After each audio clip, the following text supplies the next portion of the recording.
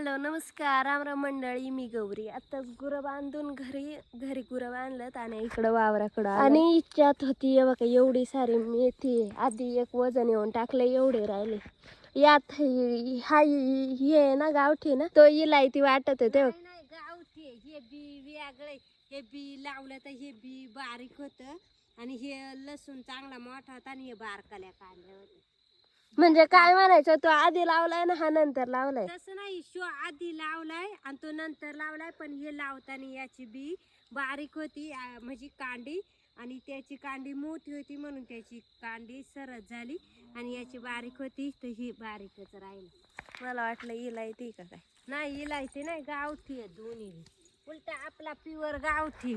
कोणता? शो तो हा प्युअर गावठी आणि हा सुनाचा का तुझ्या? हा सुनाचा आहे का? आणि हा आमचा आहे बर का, हा नानीच्या सुनाचा आहे. आणि हा आमचा आहे, हा प्युअर गावठी. हा जरा जरा असा म्हणायचंय नानीला, एवढा गावठी नाही. आता बघा एवढा न्यायचंय गुरांना. बघितलं का? बघितलं का किती माजूर येत का?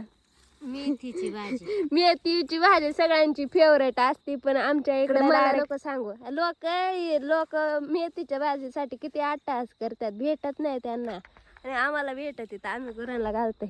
म्हणजे आम्ही जास्त वेळा भाजी करून खाल्ली, पण ती लई दाट टाकली होती बर का ह्या बाईने.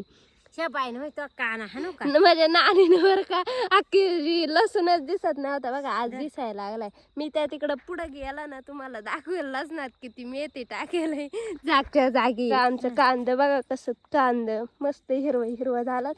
आणि हे काल वांद्र आली होती, त्यांनी कार्यक्रम केलाय तरी दाखवून दिली होती, तरी ती आलीच का. आमची नानी चालली आता पुढं का. आणि तुम्हाला लसूण दिसला तर तुम्ही मला कमेंट मध्ये नक्की सांगा, हा लसूण आहे का मेथीचा वाफ आहे? कमेंट मध्ये तुम्ही नक्की सांगा.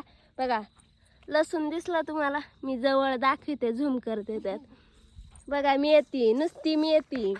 काम असं करायचं की कोणी परत कामच सांगितलं नाही पाहिजे. बघा इकडं डोंगळं बिंगळत. आणि हे काय ग, मोरीच आहे ना. ह्या मोरी बघा किती उगली मोरी.